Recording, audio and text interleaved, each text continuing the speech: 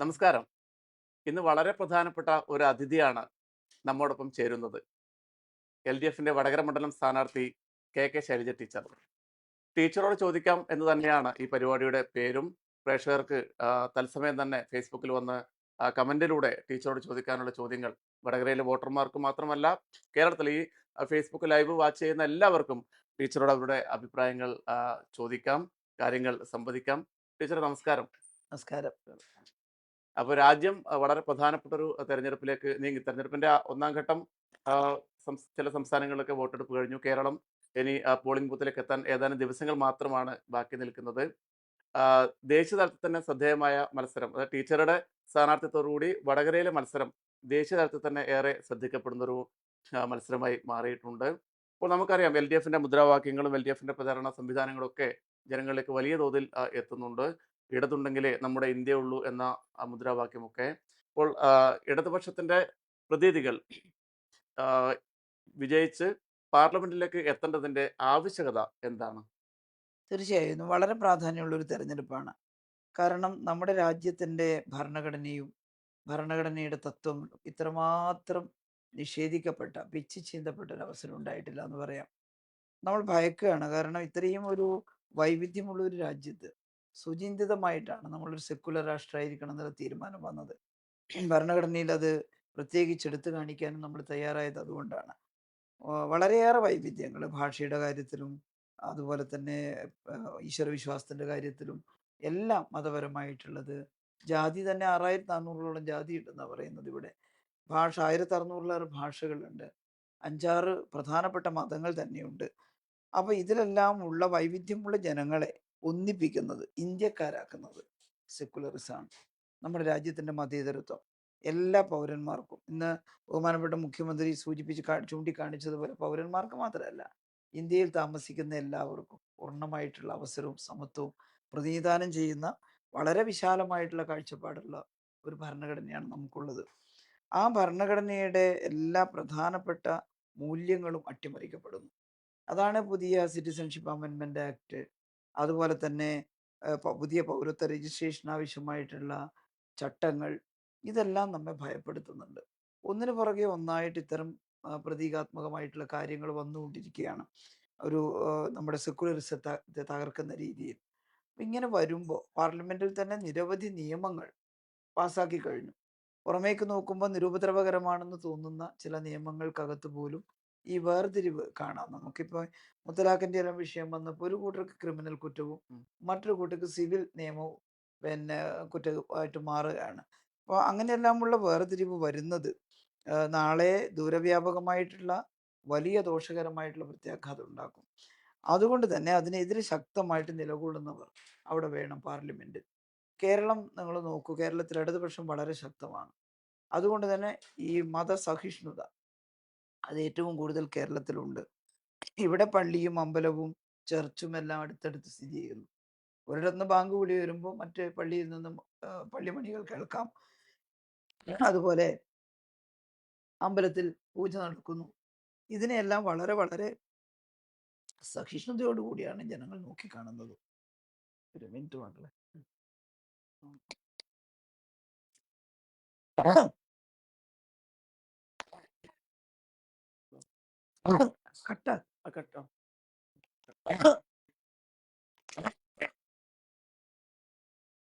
വലിയ പ്രശ്നം. അത് ഈ യാത്രയൊക്കെ ചെയ്ത് മൊത്തം ചെറിയൊരു കുറെ നാളത്തെ യാത്ര ഉണ്ട്. ചെറിയൊരു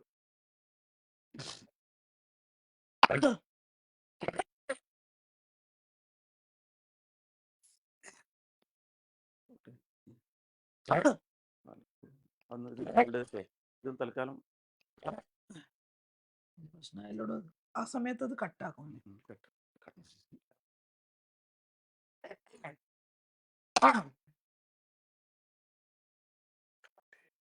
തൽക്കാലം കട്ടേ.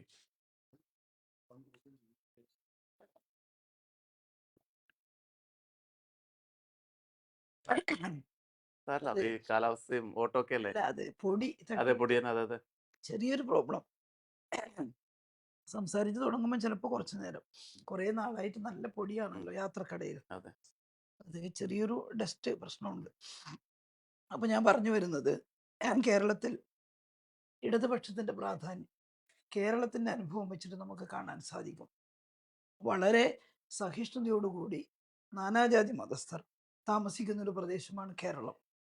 അപ്പോൾ അതുപോലെ ഇന്ത്യയിൽ അത്തരത്തിലുള്ള ഒരു അവസ്ഥ ഉണ്ടാകണം. നാനാജാതി മതസ്ഥർക്ക് ഇഷ്ടമുള്ള പ്രാർത്ഥന നടത്തിയും ഇഷ്ടമുള്ള രീതിയിൽ വസ്ത്രം ധരിച്ചും ഒക്കെ ജീവിക്കാനുള്ള ഒരു സ്വാതന്ത്ര്യം.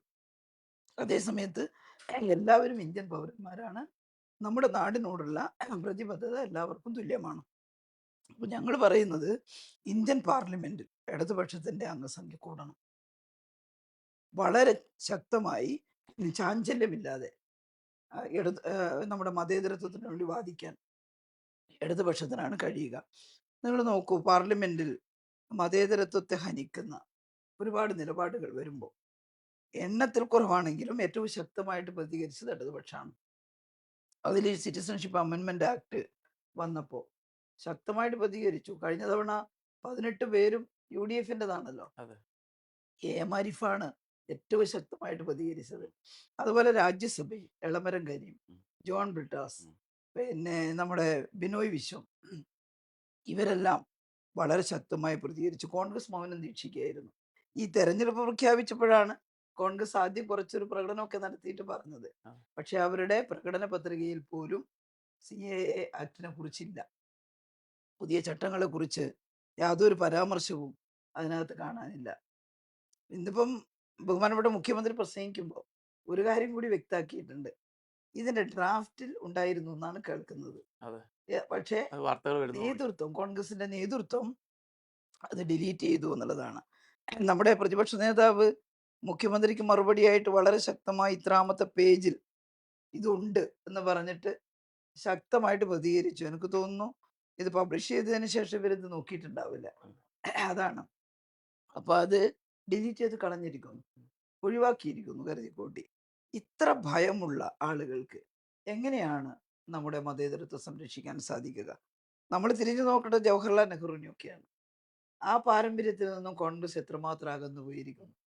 കോൺഗ്രസിന് ഈ നാട്ടിലെ മുഴുവൻ ജനങ്ങളുടെയും ജീവിത പ്രശ്നങ്ങളൊന്നും ഒരു വിഷയമല്ല. ഉം. കോൺഗ്രസും BJP-യും തമ്മിലുള്ള വ്യത്യാസം നേർത്ത രേഖയായിട്ട് മാറിക്കൊണ്ടിരിക്കുകയാണ്. അതെ. അതിൽ വലിയ വ്യത്യാസമില്ല. എത്ര എളുപ്പത്തിലാണ് കോൺഗ്രസിന്റെ സമുന്നതരായ നേതാക്കൾ BJP-യിലേക്ക് പോകുന്നത്. പഴയ മുഖ്യമന്ത്രിമാരും പഴയ പ്രധാനപ്പെട്ട മുഖ്യമന്ത്രിമാർ, നേതാക്കളൊക്കെ. MP-മാർ, MLA-മാർ അവരെല്ലാം കൂട്ടത്തോടെ പോവുകയാണ്. ഉം. അപ്പോ കോൺഗ്രസിനകത്ത് ശേഷിക്കുന്ന യഥാർത്ഥ കോൺഗ്രസ്സുകാർക്ക് മനം മടുത്തിരിക്കുകയാണ്. അവരെല്ലാം ഇപ്പോ അവരിൽ പല പ്രാദേശികമായി പോലും ഇടതുപക്ഷവുമായി സഹകരിക്കാൻ മുന്നോട്ട് വരുന്നുണ്ട്. കേരളത്തിൽ തന്നെ അറിയപ്പെടുന്ന നിരവധി കോൺഗ്രസ്സുകാർ ഉം. ഇപ്പൊ ഇടതുപക്ഷവുമായി സഹകരിച്ച് പ്രവർത്തിക്കുകയാണ്. ഇന്നലെ എനിക്കും ഉണ്ടായ ഒരു അനുഭവം, പ്രാദേശികമായിട്ടുള്ള ഒരു കണാരേട്ടൻ ഉം. പണ്ടേ ഭയങ്കര കോൺഗ്രസ്സാ. അപ്പോ ഈ തെരഞ്ഞെടുപ്പിൽ അദ്ദേഹം എൻ്റെ നാദാപുരം മണ്ഡലത്തിൽ എൻ്റെ പ്രചരണ വേദിയിൽ വന്നു.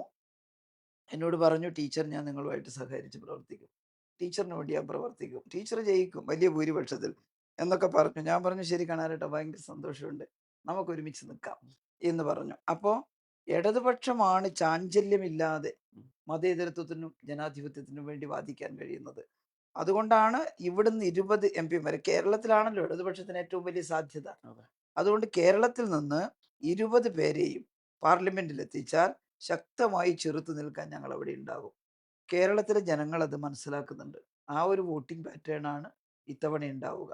അവിടെ ശക്തമായിട്ട് എല്ലാവരും, ഈ മതന്യൂനപക്ഷം, ഭാഷാന്യൂനപക്ഷം, ദളിതർ, ഇവയുടെ എല്ലാം സംരക്ഷണം ഉറപ്പുവരുത്തുന്നതിനുള്ള ശബ്ദമായി ഇടതുപക്ഷം ഉണ്ടാകും. പക്ഷെ അത് പറയുമ്പോൾ തന്നെ നമുക്കറിയാം, ഇപ്പോൾ ഈ ഉത്തരേന്ത്യയിലേക്കാണ് BJP-ക്ക് ശക്തമായ വേരോട്ടമുള്ള പോക്കറ്റുകളിലൊന്നും വലിയ മത്സരം നടത്താൻ തയ്യാറാവാതെ കോൺഗ്രസിന്റെ പ്രധാനപ്പെട്ട നേതാവ് രാഹുൽ ഗാന്ധി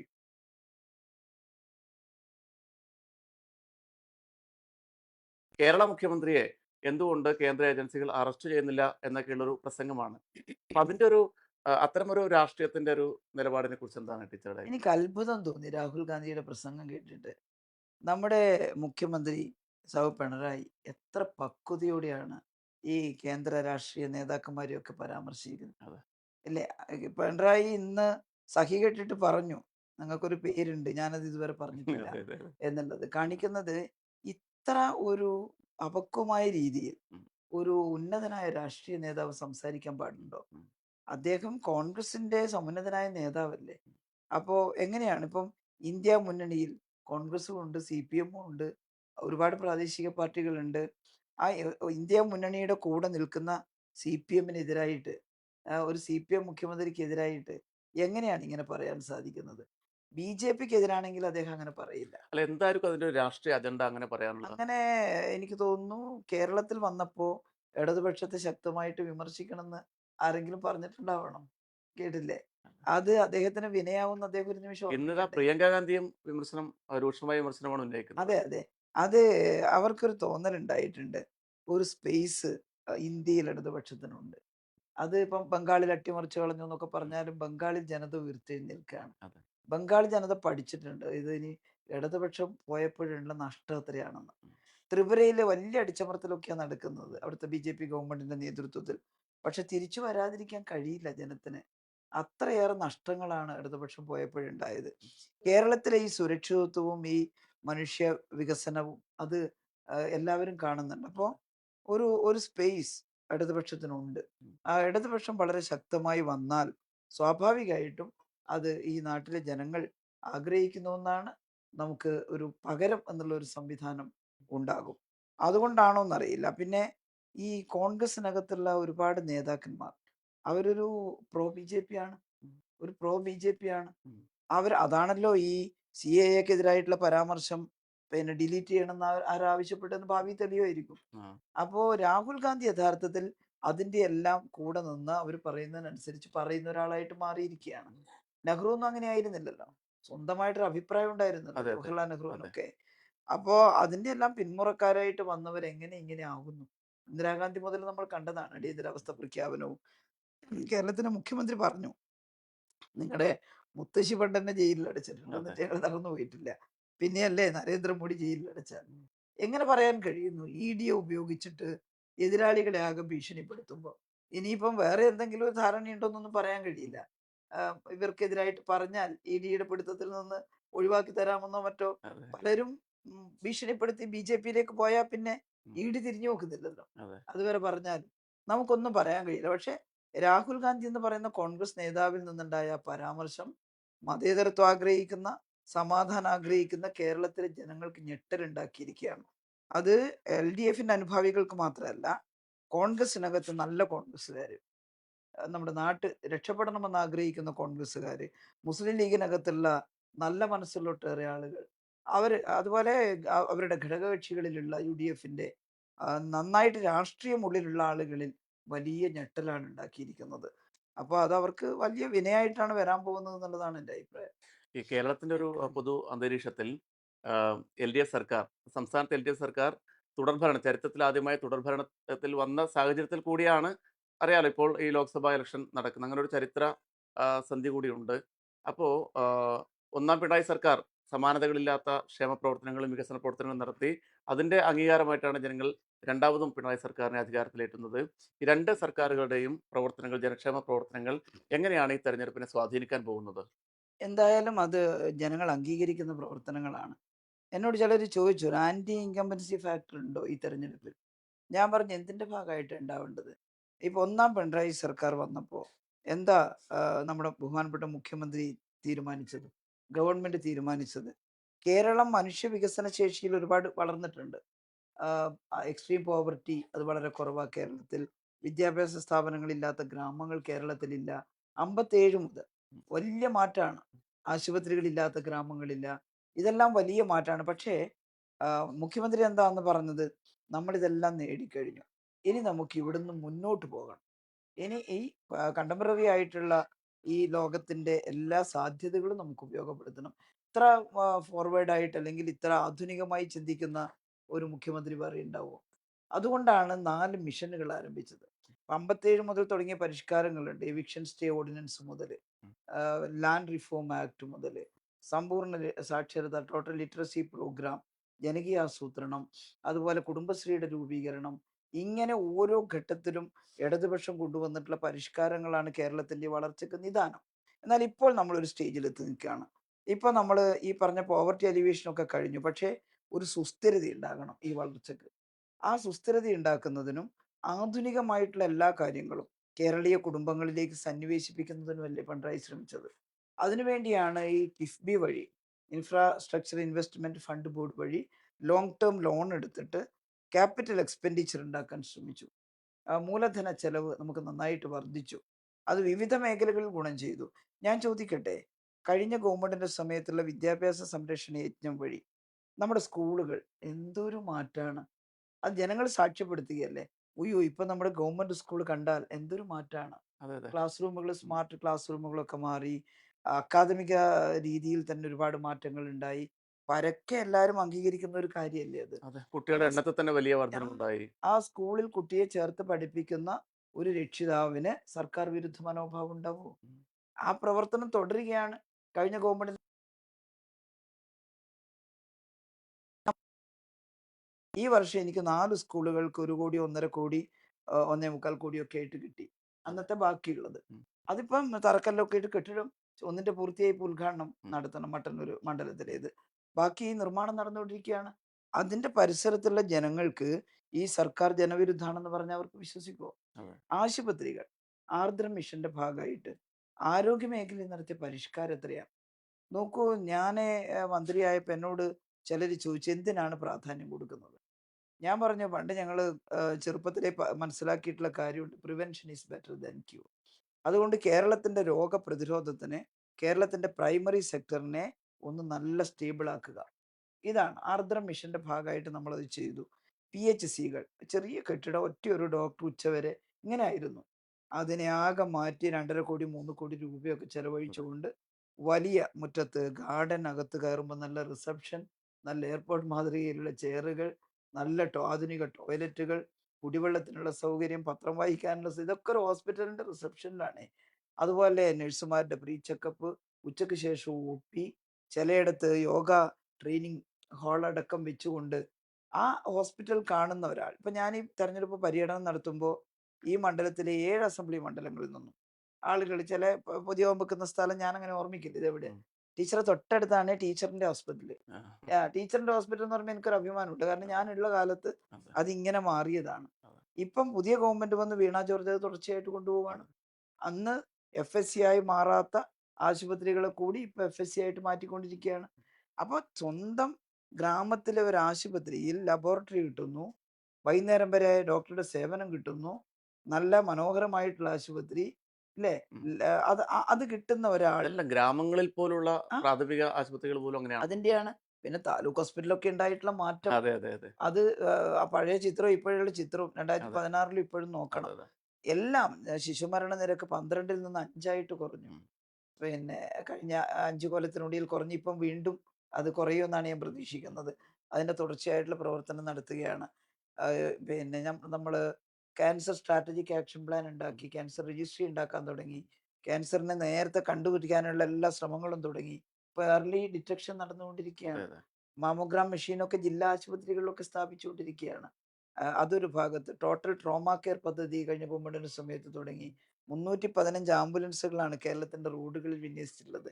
ലൈഫ് സേവിങ് ആംബുലൻസുകൾ. ഉം. ഓരോ 30 കിലോമീറ്ററിൽ ഒന്ന് വെച്ചിട്ട്. കോവിഡിന്റെ കാലത്ത് അതൊക്കെയാണ് വലിയ സഹായത്തിൽ വന്നത്. ഹൃദ്യം പദ്ധതി. ഞാൻ ഈ തെരഞ്ഞെടുപ്പ് പര്യടനത്തിനിടയിൽ നിരവധി സ്ഥലത്ത്, ഒരു സ്ഥലത്ത് നിന്ന് ഒരു ഫലകമൊക്കെ കൊണ്ടു തന്നു ഒരു കുഞ്ഞുമോൻ. ഇപ്പോ എനിക്ക് ആ ഹൃദ്യം പദ്ധതിയിൽ ഓപ്പറേഷൻ ചെയ്ത പിന്നെ ഒരു കുട്ടിയുടെ എന്റെ ജീവൻ രക്ഷിച്ച ടീച്ചറിന് നന്ദിയെന്നും ഉം. ഉം. പറഞ്ഞിട്ട് ഉം. രക്ഷിതാവിന്റെ ഒരു സന്തോഷത്തിന് വളരെ വൈകാരികമായ അനുഭവമാണല്ലേ? വൈകാരികമായി പക്ഷേ കണ്ണ് നിറഞ്ഞു. ഓൻ വന്നിട്ട് അച്ഛനും അമ്മയും വന്നിട്ട് ടീച്ചറെ ഹൃദയത്തിൽ ഓപ്പറേഷൻ ചെയ്ത കുട്ടിയാണ് ടീച്ചറെ, ഈ പദ്ധതി ഉണ്ടായിരുന്നില്ലെങ്കിൽ എനിക്ക് കുഞ്ഞിനെ കിട്ടുമായിരുന്നില്ല. ആ.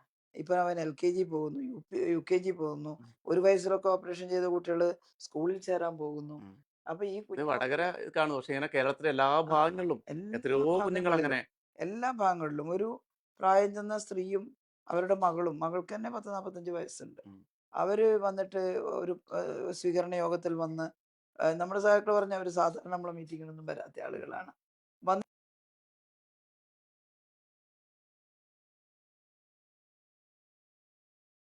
അപ്പൊ പറഞ്ഞത് അങ്ങനെയല്ല, ഞങ്ങൾക്ക് കോവിഡ് വന്നിട്ട് പെട്ടെന്ന് അങ്ങ് കൂടി. ഉം.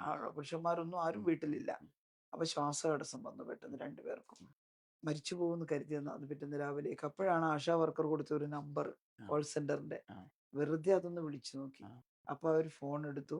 അവര് എന്റെ ഓഫീസുമായിട്ടും ബന്ധപ്പെട്ടു ഉം, ആ സമയത്ത്. ഉം, ഉടനെ തന്നെ ആംബുലൻസ് അയച്ച് അവരെ പിക്കപ്പ് ചെയ്ത് ആശുപത്രിയിൽ അഡ്മിറ്റ് ആക്കി ചികിത്സിച്ചു. ഉം. അപ്പൊ ആ കുട്ടി പറയുന്നത്, പിന്നെ അന്ന് രാത്രി ആംബുലൻസ് വന്നിരുന്നില്ലെങ്കിൽ ഞങ്ങൾ രണ്ടുപേരും പിറ്റേന്നക്ക് ഡെഡ് ബോഡി ഉം. ആയിട്ടുണ്ടാവുന്നില്ല.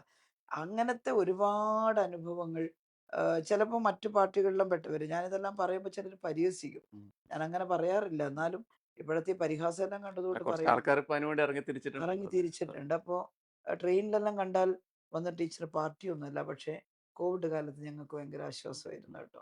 ടീച്ചറിന്റെ മുഖം ഞങ്ങളിങ്ങനെ നോക്കും. ടീച്ചറിന് വിഷമമുണ്ടോ? ചിരിക്കുന്നുണ്ടോ? ഉം. വിഷമമുണ്ടെങ്കിൽ പേടിക്കാൻ എന്തോ ഉണ്ട് എന്ന് അതെ, അതെ, അതെ. കരുതി. ഞാൻ ഉള്ളിൽ ചിലപ്പോൾ നല്ല ഉത്കണ്ഠയുണ്ടെങ്കിലും അത് പുറത്തേക്ക് കാണിക്കാറില്ല. കാരണം ചെയ്യുന്നതാണ് അവരോട് പറയുന്നത്. ആരും ഭയപ്പെടേണ്ട. ആരോഗ്യവകുപ്പിനെ സുസജ്ജമാക്കിയിട്ടുണ്ട്. ഉം. നമ്മൾ സുസജ്ജമാണ്. ഒരു യുദ്ധത്തിന് ഇറങ്ങുമ്പോൾ അങ്ങനെയാണല്ലോ. അതെ, നമുക്കൊരു ആത്മവിശ്വാസം വേണ്ടേ? യുദ്ധസന്നാഹങ്ങൾ ഉണ്ടാക്കിയാലല്ലേ പറയാൻ പറ്റുള്ളൂ. അതെ. അത് ഞങ്ങൾ ഉണ്ടാക്കിയിട്ടുണ്ട്. അതുകൊണ്ട് ഇതാ ഞങ്ങൾ ഇന്ന ഇന്ന കാര്യങ്ങളൊക്കെ ചെയ്തിട്ടുണ്ട്. ആരോഗ്യവകുപ്പ് സുസജ്ജമാണ്. നിങ്ങൾ ധൈര്യമായിട്ട് ഇരുന്നോളൂ. ഒരു വിഷമവും വരില്ല. ഉം, അത് ഇപ്പോഴും ആളുകൾ പറയും. അന്ന് ആ കിട്ടിയിട്ടുള്ള ധൈര്യം ചെറുതല്ല. ഉം. ചിലരെല്ലാം ഇപ്പം മറന്നുപോയിട്ടുണ്ടാകും. അതെ. മറവി ഒരു അനുഗ്രഹമാണെങ്കിലും ഇങ്ങനത്തെ കാര്യങ്ങൾ മറക്കാൻ പാടുണ്ടോ? അപ്പോ അതെല്ലാം അങ്ങനെയൊരു സ്വീകാര്യത വരുന്നുണ്ട് എന്നുള്ളത് ഇവരെ കുറച്ചൊന്നുമല്ല അമ്പരിപ്പിക്കുന്നത്. ഈ വടകര മണ്ഡലത്തിൽ ഇപ്പം ടീച്ചർ സ്വാഭാവികമായും നേരത്തെ ഒരുപാട് തെരഞ്ഞെടുപ്പിൽ മത്സരിച്ചിട്ടുണ്ട്. കേരളത്തിന്റെ മന്ത്രിയായി മികച്ച രീതിയിൽ പ്രവർത്തിച്ചിട്ടുണ്ട്. പക്ഷേ ലോക്സഭയിലേക്ക് ആദ്യമായിട്ടാണല്ലോ മത്സരിക്കുന്നത് അല്ലേ? അതെ, അതും വടകരയിൽ. വടകര മണ്ഡലം തിരിച്ചു പിടിക്കാനാണ് ഇപ്പോൾ പാർട്ടി ഏൽപ്പിച്ചിരിക്കുന്നത് അതെ, സ്വാഭാവികമായും. അതെ, അതെ. എങ്ങനെയാണ് ഈ വടകരയിൽ എത്തുമ്പോൾ എങ്ങനെയാണ് ഇവിടുത്തെ ഒരു ഇപ്പം കുറെ ഞാൻ പറയാം തെരഞ്ഞെടുപ്പിന് വളരെ കുറച്ച് ദിവസങ്ങൾ മാത്രമേ ഉള്ളൂ. അപ്പൊ എങ്ങനെയാണ് ഇതുവരെയുള്ള ഒരു പൊതു സ്വീകാര്യത എങ്ങനെയാണ് ടീച്ചർക്ക് ഫീൽ ചെയ്യുന്നത്? എനിക്ക് ഇപ്പോൾ ഒരു ഗുണമുള്ളത് കേരളത്തിന്റെ ഏത് ഭാഗത്ത് ചെന്നാലും കാരണം ഏറ്റവും കൂടുതൽ ജനങ്ങൾ ബന്ധപ്പെടുന്ന ഒരു വകുപ്പുമായി ബന്ധപ്പെട്ട് പ്രവർത്തിച്ച ആളാണ് അതെ, ഞാൻ. അതെ. ആ വകുപ്പിനെ ജനങ്ങൾക്ക് വേണ്ടി സാധിക്കാവുന്ന വിധം ജനകീയമാക്കി കൈകാര്യം ചെയ്തു എന്നാണ് എൻ്റെ അഭിപ്രായം. അതുകൊണ്ടാണ് ഈ അഭിപ്രായം എല്ലാം വരുന്നത്. അപ്പോൾ വടകരയിൽ വന്നപ്പോൾ എനിക്ക് മറ്റൊരു സ്ഥലത്ത് പോയ മറ്റൊരു സ്ഥലമല്ല. ഉം. വടകര പാർലമെന്റ് മണ്ഡലത്തിലെ അസംബ്ലി മണ്ഡലം കൂത്തുപറമ്പ്. ആ. അവിടെയായിരുന്നു ഞാൻ എംഎൽഎ. എം എൽ എ അതെ, അതെ, അതെ, മന്ത്രിയായത്. അതെ, അതെ. അപ്പോൾ ആ മേഖലയാകെ തലശ്ശേരി എൻ്റെ സ്വന്തം തട്ടകമാണ്. ഉം. അതുപോലെ തന്നെ ഈ പറയുന്ന നാദാപുരവും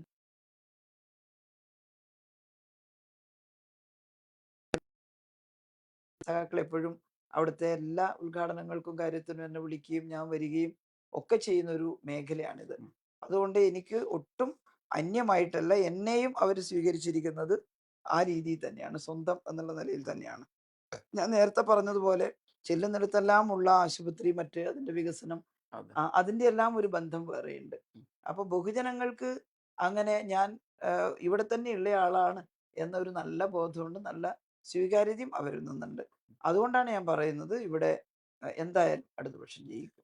മറ്റൊരു പ്രധാനപ്പെട്ട കാര്യം മന്ത്രി എന്ന നിലയിൽ നമുക്കറിയാം ടീച്ചർ ഏറ്റവും ആദ്യം നേരിട്ട പ്രതിസന്ധി എൽ.ഡി.എഫ് സർക്കാരും കേരളവും ഒക്കെ നേരിട്ടത് നിപ്പയായിരുന്നു. അതെ, അപ്പൊ നിപ്പ ബാധിത പ്രദേശങ്ങളൊക്കെ ഈ പേരാമ്പ്രയുടെ ഭാഗങ്ങൾ ഒക്കെ വടകര മണ്ഡലത്തിൽ പെടുന്ന ഒരു പ്രദേശങ്ങളാണ്. ഇവിടെയാണ് ടീച്ചർ എത്രയോ ദിവസം രാവും പകലുമില്ലാതെ ഈ നിപ്പ പ്രതിരോധ പ്രവർത്തനങ്ങൾക്ക് നേതൃത്വം നൽകിക്കൊണ്ട് പ്രവർത്തിച്ചിരുന്നത്.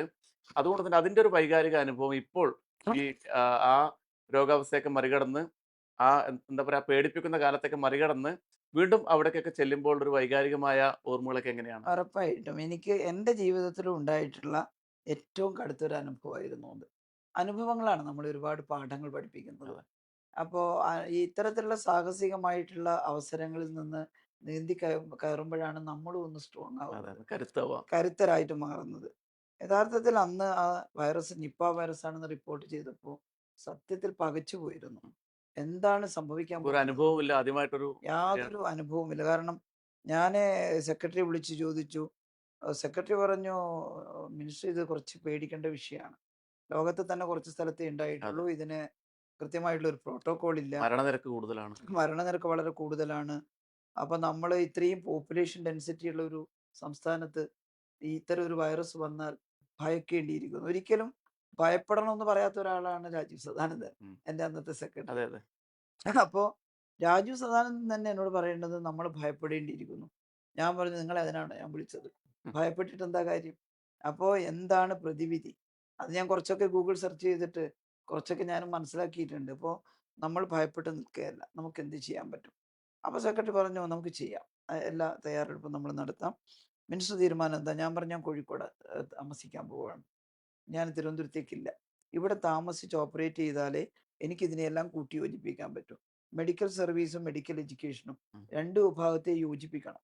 ഒരുമിച്ച് നിർത്തണം. ഇതോടൊപ്പം വെറ്റിനറി പോലുള്ള പഞ്ചായത്ത് പോലുള്ള മറ്റു വകുപ്പുകളെ ഏകോപിപ്പിക്കണം. അപ്പം മന്ത്രി എന്നുള്ള നിലയിൽ ഞാൻ ഇവിടെ താമസിച്ചാലേ ഇതൊക്കെ നടക്കുകയുള്ളൂ.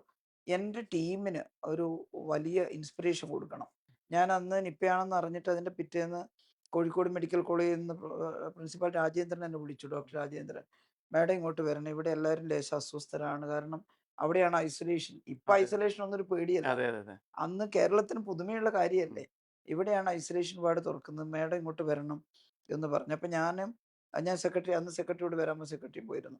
അവിടെ ചെല്ലുമ്പോൾ ആ ഹാളിനകത്ത് ഞാൻ പ്രവേശിച്ചപ്പോൾ എല്ലാവരും വലിയ ഉത്കണ്ഠയിലാണ്.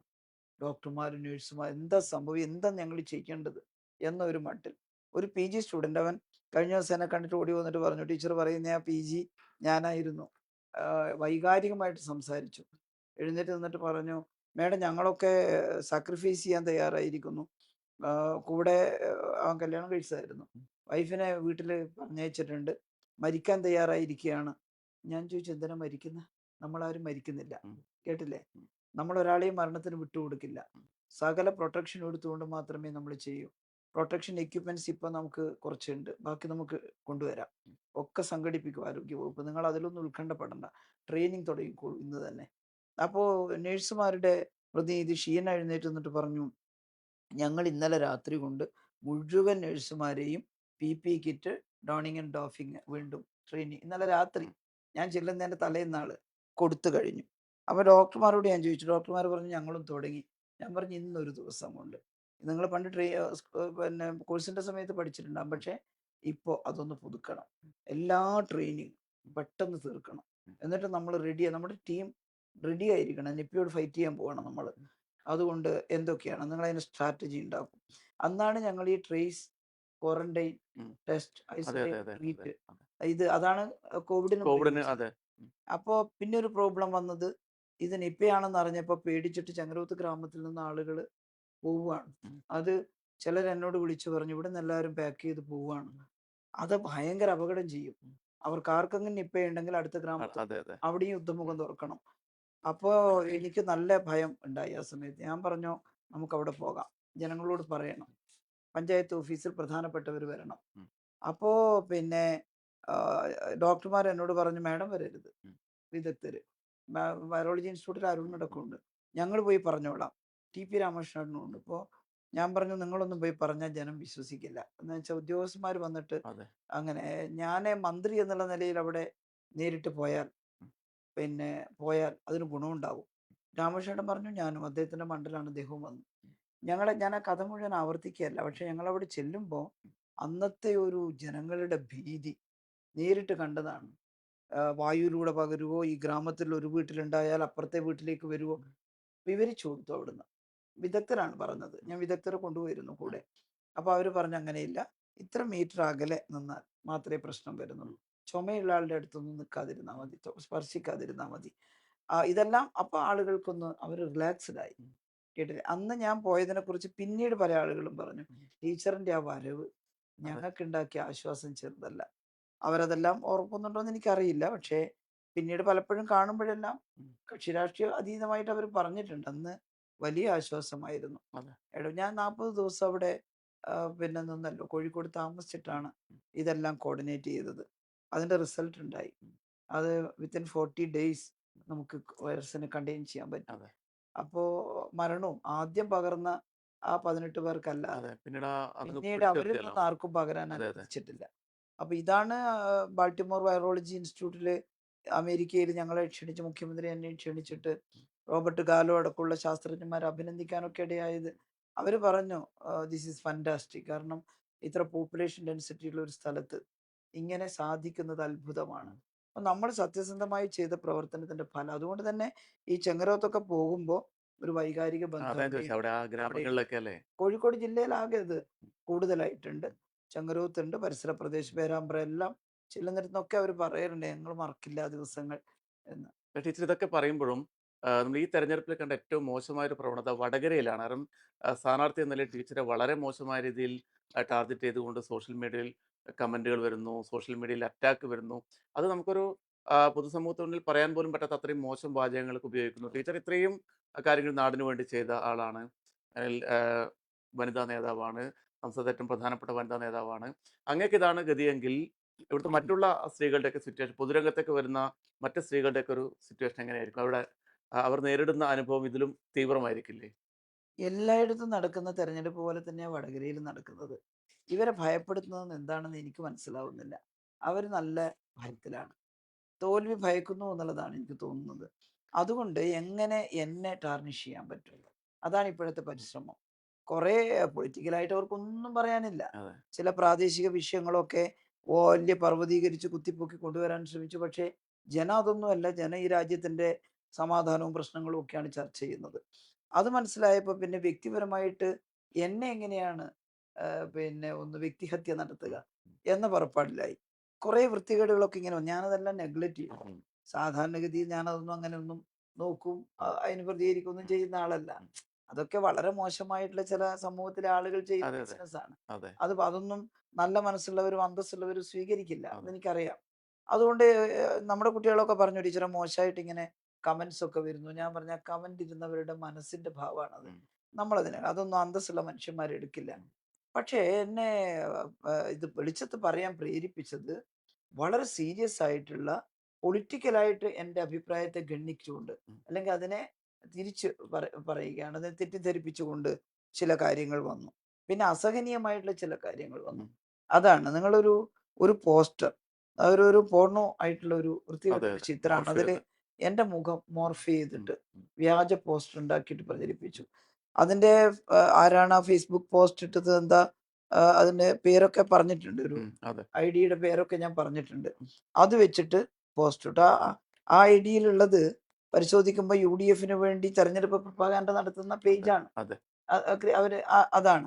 അപ്പോൾ അത് അന്വേഷിച്ച് ചെന്നപ്പോൾ അവരിൽ ചിലരെ പിടികൂടിയിട്ടുമുണ്ട്. അവർക്ക് ഈ യുഡിഎഫിന്റെ കോൺഗ്രസിലെ പ്രധാനപ്പെട്ട നേതാക്കളുടെ കൂടെയൊക്കെ ആ നല്ല ബന്ധമുള്ള ആൾക്കാരാണ് ഇപ്പം പിടികൂടിയിരിക്കുന്നതൊക്കെ. പിടികൂടപ്പെട്ടവര്.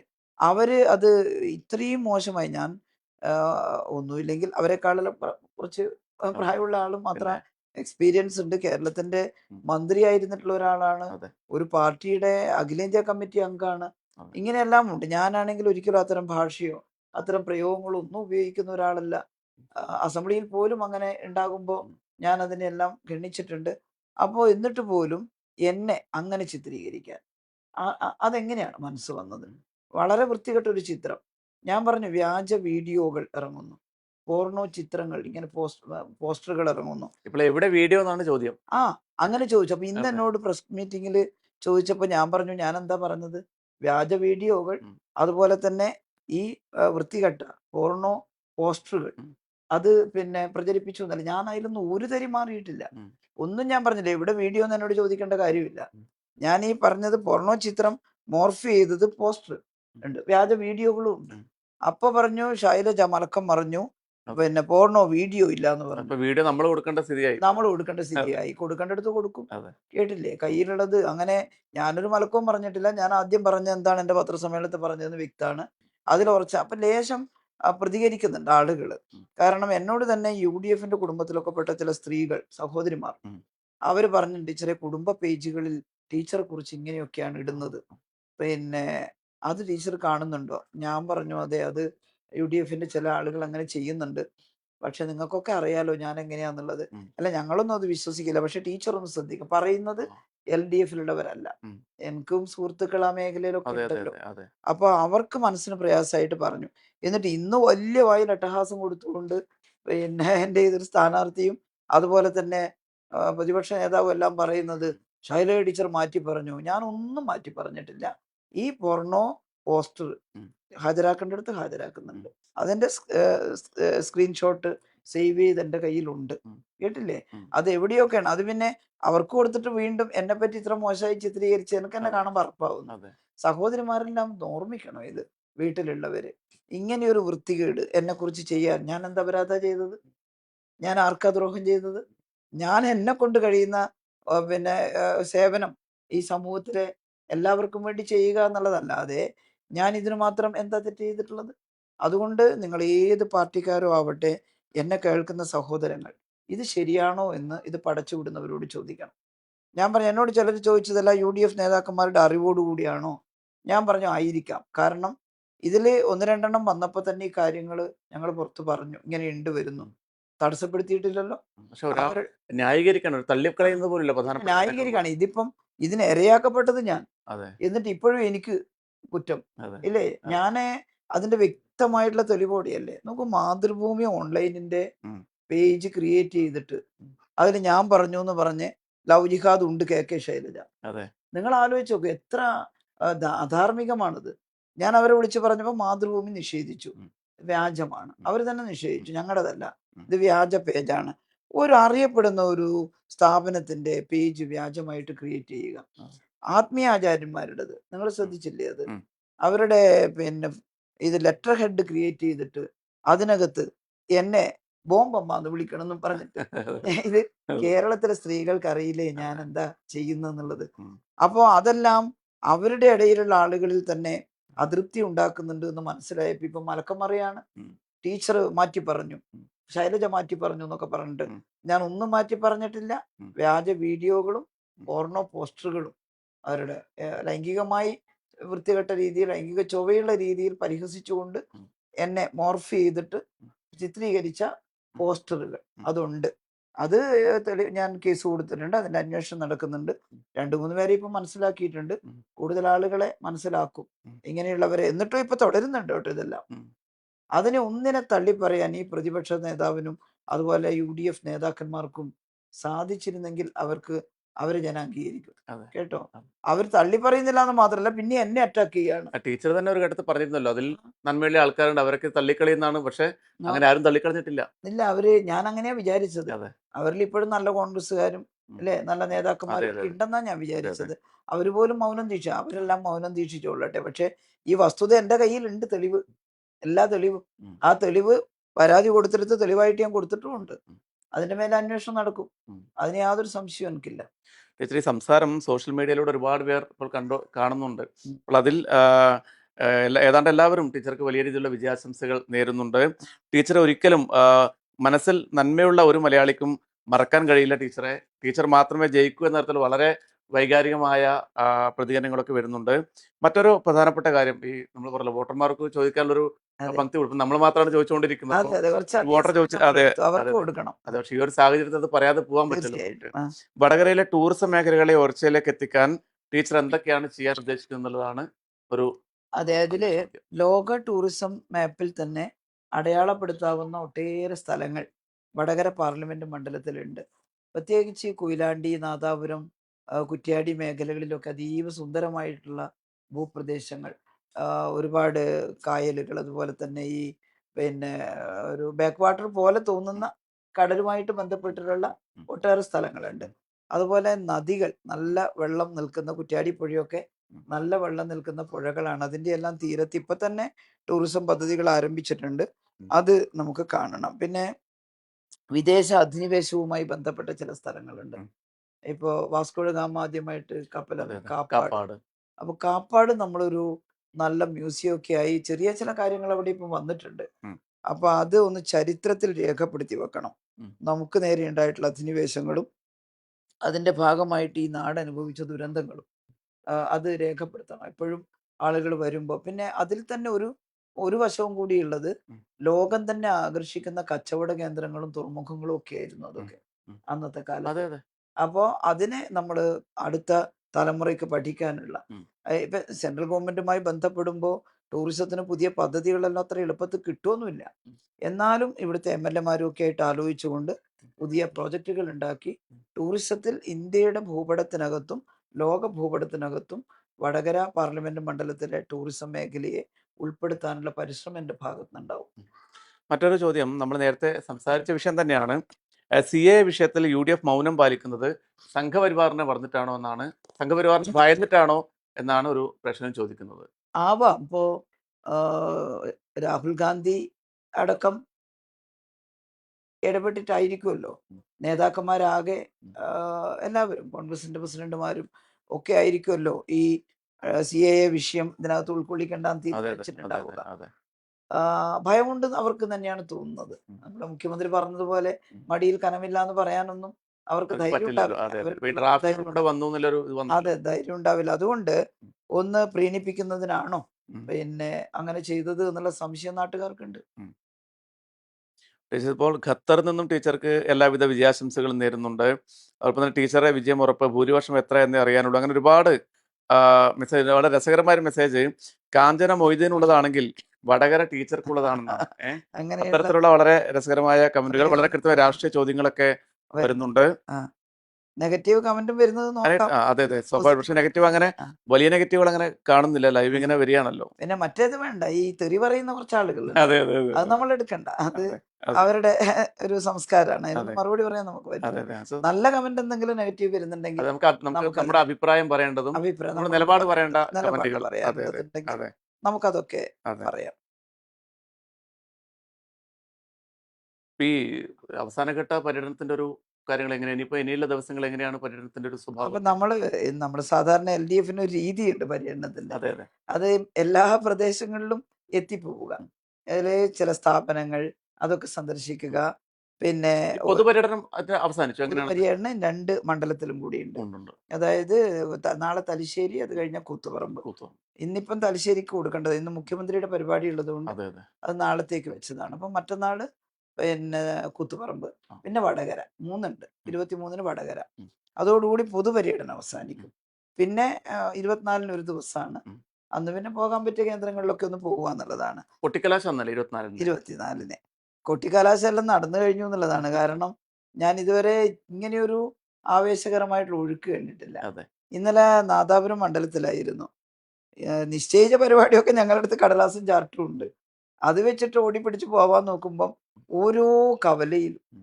100ഉം 200ഉം ആളുകളായിട്ട് ഇങ്ങനെ വന്ന് സ്ത്രീകളും കുട്ടികളും ചെറുപ്പക്കാരും എല്ലാം കൂടി വന്ന് തമ്പടിച്ച് നിൽക്കുകയാണ്. പിന്നെ ടീച്ചറെ ഇവിടെ ഇറങ്ങിയിട്ടേ പോവാൻ പറ്റൂ. അതെ അതെ. എൻ- ചില മണ്ഡല സെക്രട്ടറിമാർ നമ്മളെ കാണുമ്പോൾ നമ്മുടെ അതെ സുഹൃത്തുക്കളൊക്കെ അതെ അവർ അതെ വലിയ അതെ സങ്കടം പറയും. ഇത് അതെ എങ്ങനെ മുന്നോട്ട് പോവില്ല. എങ്ങനെ ഇടവഴി ഊടുവഴിയിലൊക്കെ അതെ കൊണ്ടുപോയി അതെ എന്നൊക്കെ പറയും. ഞാൻ പറഞ്ഞു 10 മണിക്ക് മൈക്ക് ഓഫ് ആക്കുന്നതിന് മുമ്പ് അവസാന അതെ അതെ കേന്ദ്രത്തിൽ എത്തണം. അതെ. അങ്ങനെ എത്താൻ ഞങ്ങൾ ആ മത്സരിക്കുമായിരുന്നു. ആ കാരണം മൈക്ക് ഓഫ് ആക്കി പിന്നെ അവരോട് സംസാരിക്കാൻ ആ പറ്റില്ലല്ലോ. ആ. പിന്നെ അതുകൊണ്ട് അങ്ങനെ ഓടിപ്പോകുന്നതിനിടയിൽ പക്ഷേ ഇത്രയും ആള് നിൽക്കുമ്പോൾ അവിടെ ഇറങ്ങാൻ ഞാൻ അങ്ങനെ ഇറങ്ങി അവരോടെല്ലാം ഒന്ന് പിന്നെ ഉം, ആശയം പങ്കിട്ടങ്ങ് എത്തുമ്പോഴേക്കും അവസാനത്തെ 3 പരിപാടി കുറെ ലേറ്റ് ആയിപ്പോയി ഉം, ഇന്നലെ. പക്ഷേ എത്ര വൈകിയിട്ടും നിറയെ ആൾക്കൂട്ടം. ഉം. ഞങ്ങളാണെങ്കിൽ ഓരോ സ്ഥലത്തും പരിപാടിയാണ്. ഈ ഒരു ബൂത്തിലുള്ളവർ അടുത്ത ലോക്കലിലെ റാലിക്കോ പൊതുയോഗത്തിനോ ഇവിടുന്ന് അങ്ങോട്ട് വരുന്നില്ല. ഉം, ഇവിടെ തന്നെ നിൽക്കുകയാണ്. ഉം. ആ 200 300 ആളുകൾ അവിടെ നിൽക്കുകയാണ്. അതെ. എന്നിട്ടും 100 കണക്കിന് ആളുകളാണ് ഇപ്പൊ ലോക്കൽ ഞങ്ങള് റാലി കോഴിക്കോട് നിന്ന് വരുമ്പോ കൊയിലാണ്ടിയിൽ ഒരു റോഡ് ഷോ കണ്ടിരുന്നു. അവർക്ക് ഉം. നേരത്തെ തീരുമാനിച്ചൊന്നുമല്ല, പെട്ടെന്ന് തീരുമാനിച്ചാണെന്ന് പെട്ടെന്ന് തോന്നുന്നു. തീരുമാനിച്ചതാണ്. 10,000 ആ റോഡിൽ ഇങ്ങനെ നിറഞ്ഞ്. റോഡിലൂടെ ഞാനും അതെ അതിന്റെ അതെ. മുന്നേ ആ പോണമെന്ന് CM ആഗ്രഹിച്ചതായിരുന്നു. ഉണ്ടായിരുന്നല്ലോ അവിടെ അല്ലേ? പ്രശസ്ത ഫോട്ടോഗ്രാഫർ മറ്റേ ക്യാമറാമാനൊക്കെ വന്നിട്ടുണ്ട്. ഫിലിം പിന്നെ അളഗപ്പൻ. ആണല്ലേ? ആ ആ ഇന്നത് ഷൂട്ട് ചെയ്യാൻ ആ വന്നിട്ടുണ്ട് അവര് വേദിയിൽ. ഞാനവിടെ നിൽക്കാൻ തീരുമാനിച്ചു. അപ്പോഴേക്കും ഇവിടെ മുഖ്യമന്ത്രിയുടെ പ്രോഗ്രാം പാനൂരും ഉം, ഉണ്ടല്ലോ. ഉം, അപ്പൊ പാനൂരിൽ നിന്ന് എല്ലാവരും പറഞ്ഞു മുഖ്യമന്ത്രിയുടെ പരിപാടിക്ക് ഇവിടെ എത്തണം. ഉം. സ്ഥാനാർത്ഥി ഇവിടെ എത്തണം. ആ 2 സ്ഥലത്ത് രാവിലെയും ആ ഉച്ചയ്ക്കും പോയിരുന്നു.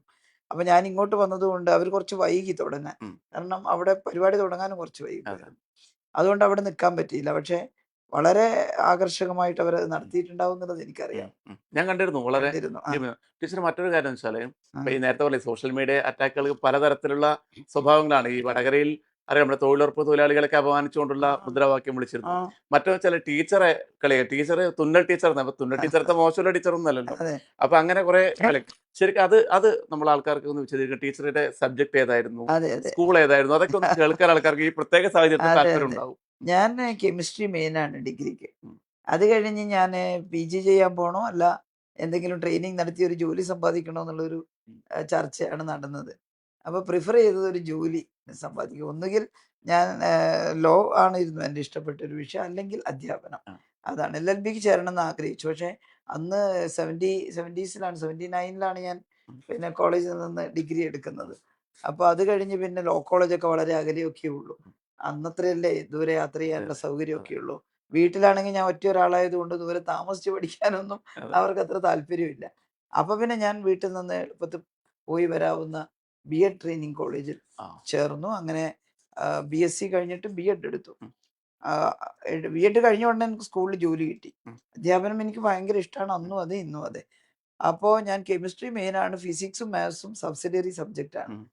സ്കൂളിൽ ചെന്നപ്പോൾ ഫിസിക്സ് എടുക്കാൻ ആർക്കും അത്ര ഇഷ്ടമില്ല. ആ. ഇതാണ്. എനിക്കാണെങ്കിൽ ഏറ്റവും ഇഷ്ടപ്പെട്ട വിഷയമാണ് ഊർജ്ജതന്ത്രം. ഊർജ്ജതന്ത്രം ടെക്സ്റ്റിലുള്ളത് മാത്രമല്ല, ആനുകാലികങ്ങളായിട്ടുള്ള എല്ലാ കണ്ടുപിടുത്തങ്ങളും ഉം. ലോകത്ത് നടന്നുകൊണ്ടിരിക്കുന്ന മാറ്റങ്ങൾ, പ്രത്യേകിച്ച് ഞാനൊരു മാർക്സിസ്റ്റുകാരി ആയതുകൊണ്ട് ഉം. ഉം. മാർക്സും എംഗൽസും സദാ ഈ സയൻസ് ആണല്ലോ അതെ പൂർണ്ണമായിട്ട് അതെ അതെ അതെ അതെ ഉപയോഗപ്പെടുത്തിയിരുന്നത്. അത് എനിക്കും കൗതുകമുള്ള വിഷയം. മാർക്സിയൻ ദർശനം പഠിക്കുമ്പോൾ നമുക്ക് സയൻസിനോടുള്ള ആഭിമുഖ്യം അതെ. കൂടും. അപ്പോൾ സ്വാഭാവികമായിട്ടും എനിക്ക് ഭയങ്കര ആഭിമുഖ്യമായിരുന്നു. അതുകൊണ്ട് ഞാൻ എടുത്തോളാം എന്ന് ഞാൻ അങ്ങോട്ട് പറഞ്ഞു. ഞങ്ങൾ 2-3 അധ്യാപകരെ ഫിസിക്സിനോട് താല്പര്യമുള്ളവർ ഇവിടെ ആ. ഉണ്ടായിരുന്നുള്ളൂ. അപ്പോൾ അത് ഏതാ സ്കൂൾ ഏതായിരുന്നു പറഞ്ഞത്? ശിവപുരം ശിവപുരം ഹൈസ്കൂൾ. സ്കൂൾ. അന്ന് ഹൈസ്കൂളാണ്. ഇപ്പോൾ ഹയർ ഉം. സെക്കൻഡറി ആയി. അപ്പോൾ ഞാൻ എൻജോയ് ചെയ്തിട്ടാണ് ഫിസിക്സ് ക്ലാസ്സിൽ ഉം. പങ്കെടുക്കുക. ഉം. ഞാൻ കെമിസ്ട്രിയും പഠിപ്പിച്ചിട്ടുണ്ട്. ഉം. കെമിസ്ട്രി എനിക്ക് ഓർഗാനിക് കെമിസ്ട്രി ഒക്കെ വളരെ ഇഷ്ടമുള്ള കാര്യമായിരുന്നു. ഉം. ഞാൻ ഈ സയൻസ് സബ്ജക്റ്റ് എടുക്കുന്ന ഇംഗ്ലീഷ് പഠിപ്പിച്ചിരുന്നു. ആദ്യം ലാംഗ്വേജ് ടീച്ചർ തന്നെ വേണമെന്ന് നിർബന്ധമില്ലാത്ത ഘട്ടമായിരുന്നു ഞങ്ങൾ ചേരുമ്പോൾ. അപ്പോൾ ഇംഗ്ലീഷ് എനിക്ക് പോയട്രി ഒക്കെ പഠിപ്പിക്കാൻ ഭയങ്കര ഇഷ്ടമാണ്. ഉം. കാരണം ഞാൻ കോളേജിലുള്ള സമയത്ത് ഇംഗ്ലീഷ് അധ്യാപകർ എന്നെ ഭയങ്കര സ്വാധീനിച്ചിട്ടുള്ള ഉം. വളരെ നല്ല ഭാസ്കര പണിക്കർ, അതുപോലെ തന്നെ പിന്നെ GK പിള്ള തുടങ്ങിയിട്ടുള്ള കുറേ ആളുകൾ ഉം. ഉണ്ടായിരുന്നു. അതെല്ലാം അതുപോലെ പഠിപ്പിക്കണം എന്ന് എനിക്കും തോന്നിയിരുന്നു ഉം. അന്ന്. ഉം. അതുകൊണ്ട് ഇംഗ്ലീഷ് പോയട്രി ക്ലാസ് ഒക്കെ വളരെ ലൈവായിട്ട് കുട്ടികൾ എൻജോയ് ചെയ്ത് ഉം. എടുക്കുമായിരുന്നു. അപ്പോൾ അങ്ങനെ പഠിപ്പിച്ചിട്ടുണ്ട്. പിന്നെ ഈ ലാംഗ്വേജ് ഇത് വന്നപ്പോൾ ഞങ്ങൾ സയൻസ് അധ്യാപകർ ആ, സയൻസ് സയൻസിലേക്ക് തന്നെ ആയി. തന്നെ അതെ അതെ കേന്ദ്രീകരിക്കാൻ തുടങ്ങി എന്നുള്ളതാണ്. അങ്ങനെ ഞാൻ പഠിപ്പിച്ചുകൊണ്ടിരിക്കുകയാണ്. അപ്പോൾ എന്തൊക്കെ പ്രചരണമാണ് വരുന്നത്. ആര് പരിഹസിക്കുന്നത് തുന്നൽ ടീച്ചർ എന്ന് പറഞ്ഞിട്ട് അതെ അസംബ്ലിയിൽ ഒരു ദിവസം ഞാൻ ചോദിച്ചു, തുന്നൽ ടീച്ചർ എന്താ ടീച്ചറല്ലേ? അതെ അതെ ആ. അല്ലേ? പിന്നെ അതൊരു അധ്യാപനാണ്. ഉം. തയ്ക്കുക, അല്ലേ? ആളുകൾക്കുള്ള വസ്ത്രങ്ങൾ ഉം. തയ്ക്കുക. ഉം. അത് മോശം ജോബാ? അതെ. എല്ലാ ജോലിക്കും അതിന്റെ ഡിഗ്നിറ്റി ഉണ്ട്. തൊഴിലുറപ്പിലെ പെണ്ണുങ്ങൾ, ഉം. തൊഴിലുറപ്പിന്റെ ആ. പെണ്ണുങ്ങളല്ല ഞങ്ങളെ കണ്ടോളി അന്തസ്സുള്ള അതെ സ്ത്രീകളാണ്. അതെ അതെ ഞങ്ങൾ തൊഴിലുറപ്പ് ഒരു മോശം പണിയാ. അപ്പൊ അത് പറഞ്ഞപ്പോ കേരളത്തിലാകെയുള്ള തൊഴിലുറപ്പ് തൊഴിലാളികൾ എന്താ LDFന്റെ ആളുകൾ മാത്രം തൊഴിലുറപ്പ് ജോലിക്ക് പോകുന്ന? ഉം. UDFന്റെ കുടുംബത്തിലെ എത്ര സ്ത്രീകൾ തൊഴിലുറപ്പ് തൊഴിൽ ചെയ്യുന്നുണ്ട്. അവരാകെ ഭയങ്കര അവർക്ക് ദേഷ്യമായി. ഞങ്ങളെ അവഹേളിച്ചു എന്ന് പറഞ്ഞിട്ട്. എന്നിട്ട് അതിനെ ന്യായീകരിക്കാൻ വേണ്ടി ഉം. മറ്റ് അതിനൊരു പേജ് ഉണ്ടാക്കി എൻ്റെ പേരിൽ കേട്ടോ. ആണ്. ഞാൻ ശക്തമായിട്ട് ഉം. തൊഴിലുറപ്പ് തൊഴിലാളികൾക്ക് വേണ്ടി സംസാരിച്ചു. ഉം. അവരെ അധിക്ഷേപിക്കാൻ ആരെയും അനുവദിക്കില്ല. അന്തസ്സായി ജോലി ചെയ്ത് ജീവിക്കുന്നവരാണ്. അപ്പോൾ ഒരു പേജ് തൊഴിലുറപ്പിലെ തൊഴിലുറപ്പ് തൊഴിലാളികൾക്ക് എന്താ കൊമ്പുണ്ടോ? KK ശൈലജ. ആ. നിങ്ങൾ നുണയുടെ ഒരു ഒരു ഒരു അതെ അതെ രീതി. ഇങ്ങനെ നുണ 2-3 തവണ പറഞ്ഞ ആളുകൾ ഉം. വിശ്വസിക്കും. ഉം. എടോ ഈ നുണ ആവർത്തിച്ച് തീർച്ചയായിട്ടും പറഞ്ഞാൽ വരും. നിങ്ങളെ അതെ ആളുകൾ മനസ്സിലാക്കില്ലേ? അതെ അതെ അതെ അതെ അപ്പൊ അങ്ങനെ അതെല്ലാം ആളുകൾ തള്ളിക്കളഞ്ഞു. അപ്പോൾ തൊഴിലുറപ്പ് തൊഴിലാളികളെ വളരെ മോശമായിട്ടാണ് ചിത്രീകരിച്ചത്. അവരതിൽ ശക്തമായിട്ട് പ്രതിഷേധിച്ചിട്ടുമുണ്ട്. ആ പ്രതിഷേധം നിലനിൽക്കുന്നുണ്ട്. പിന്നെ തുന്നൽ ടീച്ചർ പ്രയോഗമൊന്നും ഇന്ന് നിൽക്കില്ല. അതെ ഞാനൊരു സയൻസ് ടീച്ചർ ആയതിൻ്റെ എല്ലാ സൗകര്യവും എനിക്ക് ആരോഗ്യമന്ത്രിയായപ്പോൾ കിട്ടിയിരുന്നു. എനിക്ക് വളരെ എളുപ്പമാണ്. കെമിസ്ട്രി പഠിച്ചതുകൊണ്ട് തന്നെ ഓരോ മരുന്നിലുള്ള മോളിക്യൂൾസ് എന്താണ്, അതിന്റെ കോമ്പിനേഷൻ എന്താണ്, ഉം. അല്ലേ? ആ സംയുക്തങ്ങൾ എന്താണ്, മൂലകങ്ങൾ എന്താണ്, ഇതൊന്നും മനസ്സിലാക്കാൻ എനിക്ക് വലിയ ബുദ്ധിമുട്ടില്ലാത്ത കാര്യമാണ്. അപ്പോൾ അതെന്നെ ആകർഷിച്ചിട്ടുണ്ട്. ഞാനതൊന്നും പഠിച്ച് പറയണ്ട. കാരണം മരുന്നെല്ലാം പ്രിസ്ക്രൈബ് ചെയ്യുന്ന ഡോക്ടർമാരാണ്. അതെ പക്ഷേ എന്താണ് വൈറസ്, എന്താണ് ഫംഗസ്, ഇതൊക്കെ കുട്ടികളെ പഠിപ്പിച്ചിട്ടുള്ളതാണ്. അതെ അതുമായിട്ട് ഞാൻ നേരിട്ട് ഏറ്റുമുട്ടേണ്ടി വരും എന്നുള്ളത് ഞാൻ മന്ത്രിയായപ്പോഴാണ് അതെ മനസ്സിലാക്കിയത്. അതെന്നെ ഒരു സയൻസ് ടീച്ചർ എന്നുള്ളത് എന്നെ നന്നായിട്ട് സഹായിച്ചിട്ടുണ്ട്, സ്വാധീനിച്ചിട്ടുണ്ട്. ടീച്ചറെ പിന്നെ കഴിഞ്ഞ ദിവസങ്ങൾക്ക് ഫേസ്ബുക്കിലൊക്കെ മുമ്പ് നമ്മളെ ഫോട്ടോ കണ്ടിരുന്നു. ടീച്ചറും ശ്രീമതി ടീച്ചറൊക്കെ കുറച്ച് പഴയ ചെറിയ പ്രായത്തിൽ നയനാരുടെയും EMSൻ്റെയും കൂടിയിരിക്കുന്ന ഒരു ഫോട്ടോ. ആ സന്ദർഭം ഏതായിരുന്നു എന്നുള്ളത്? അത് ആദ്യമായിട്ട് കേരളത്തില് പാർട്ടി സ്കൂള് EMS അക്കാദമി ആ ഒരു അക്കാദമി സ്ഥാപിച്ചുകൊണ്ട് ആ പാർട്ടി നമ്മൾ സ്കൂളുകൾ ഇപ്പോഴത്തെ EMS അക്കാദമി ആ അതിന്റെ ആദ്യത്തെ ആദ്യ പതിപ്പ് രൂപം ആ അതിങ്ങനെ ഒന്നും വന്നിട്ടില്ല. ആ ആ EMSന്റെ നേതൃത്വത്തിൽ സ്ഥിരം പാർട്ടി സ്കൂൾ തുടങ്ങാൻ ആ തീരുമാനിച്ചു ആ തിരുവനന്തപുരത്ത്. അപ്പോൾ അന്ന് ഞാനും ശ്രീമതി ടീച്ചറൊക്കെയാണ്, സ്ത്രീകൾ അത്രയല്ലേ ആ രംഗത്ത് ആ വന്നിട്ടുള്ളൂ ആ അന്ന്. ടീച്ചർ ഞാനും ഒക്കെ, ടീച്ചറിന്റെ സീനിയർ ആണ്, ഞാൻ തൊട്ട് താഴെയുണ്ട്. അപ്പോൾ ഞങ്ങൾ ആദ്യത്തെ പാർട്ടി സ്കൂളിൽ തന്നെ ഞങ്ങളെ തിരഞ്ഞെടുത്തു, സ്ത്രീകളെ എടുക്കുന്ന കൂട്ടത്തിൽ. ഒരു ചെറിയ ബാച്ച്, ഉം. അത് പ്രധാനപ്പെട്ട നേതാക്കളായിരുന്നു അതിൻ്റെ അതെ അകത്ത് ഉണ്ടായിരുന്നത് അതെ മുഴുവൻ. ഉം. ഞാനന്നൊരു ജൂനിയറാ. ഉം. അതിൻ്റെ അകത്ത് കാണുമ്പോൾ തന്നെ ഞാൻ അതെ ഭവ്യതയോടെ നിൽക്കുന്ന അതെ ഒരു ചിത്രമാണത്. എനിക്ക് മറക്കാൻ പറ്റില്ല. EMSും അതുപോലെ എല്ലാം നമുക്ക് ക്ലാസ് എടുക്കുന്നു. അതെ മാസ്റ്റർ വലിയ വലിയ ട്രെയിനിങ്, അനുഭവമല്ലേ ഇപ്പം അല്ലേ? വലിയ അനുഭവം. അതെല്ലാം നമ്മുടെ മനസ്സിലുണ്ടാക്കിയിട്ടുള്ള മാറ്റങ്ങളും അതെ നമ്മുടെ വളർച്ചയും, നമ്മുടെ ആകാശം കൂടുതൽ അതെ. നമ്മുടെ വിസ്തൃതമാവുകയാണ്. നാട്ടിൻപുറത്തുനിന്ന് ആ ലോകം മുഴുവൻ ലോ അറിയപ്പെടുന്ന മന്ത്രിയൊക്കെ ഞാന് ഉണ്ടല്ലോ. എനിക്ക് അതൊക്കെയാണ് എൻ്റെ ബേസ്. ഉം. ആ ഒരു അടിസ്ഥാന വിദ്യാഭ്യാസം. ലോകത്തെക്കുറിച്ച്, ചരിത്രത്തെക്കുറിച്ച്, സയൻസിനെക്കുറിച്ച്, പിന്നെ എന്തിനൊക്കെ ഇപ്പം ഞാൻ പറഞ്ഞില്ലേ എൻ്റെ അമ്മമ്മ വസൂരി രോഗത്തിനെതിരെ പോരാട്ടം നടത്തിയ ഒരാളാ. ആ. പാർട്ടി ക്ലാസ്സിൽ നിന്ന് കിട്ടിയ അറിവാണ്. ഉം. അമ്മ വിളയാട്ടം എന്ന് പറഞ്ഞിട്ട് മാറ്റി വെക്കരുത്. ഉം. പകർച്ചവ്യാധിയാണ്, ഇങ്ങനെ ശുശ്രൂഷിക്കണം ഇങ്ങനെ. എത്രയാളുടെ ജീവിതം എൻ്റെ അതെ. അമ്മമ്മ ഒരു ഡോക്ടറായിട്ടൊന്നുമല്ലല്ലോ. അതെ, അതെ. അതുകൊണ്ട് ഈ തുന്നൽ ടീച്ചർ എന്നെല്ലാം വിളിക്കുന്നവർ മനസ്സിലാക്കണം. ഉം. ഓരോ അറിവും അമൂല്യമാണ്. അതെ, അതെ. കേട്ടോ? അതെ. അതത് മേഖലയിൽ അതിന് വലിയ വിലയുണ്ട്. അത് മനസ്സിലാവാത്തവര് വിജ്ഞാന വിരോധികളാണ്.